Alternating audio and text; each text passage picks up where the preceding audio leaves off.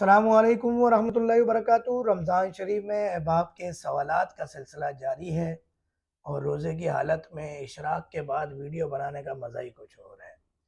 अहबाब के सवाल थे कि क्या बेसन का इस्तेमाल रमज़ान शरीफ में ज़्यादा नुकसानदेह तो नहीं? जनाब, बहुत ज़्यादा नुकसानदेह हैं। डकारें, बदहज़मी और पेट का फूल जाना, नमाज़ों में सुस्ती, तिलावत में सुस्ती, तरावी में, तहज्जुद में सुस्ती, इबादत में सुस्ती, ज़्यादा नींद आना, डकारे आना, मैदा ख़राब होना, sugar, blood pressure, cholesterol, cancer, liver disease, kidney disease की वजह बनना, ये सब बेसन भाई का कारनामा है।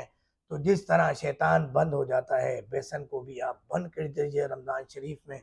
यकीन कीजिए आपकी ज़िंदगी आसान हो जाएगी और रमज़ान शरीफ की रूह से आप फ़ायदा उठा सकेंगे, असल रूह से। जज़ाकल्लाह। अस्सलामु अलैकुम व रहमतुल्लाहि व बरकातहू।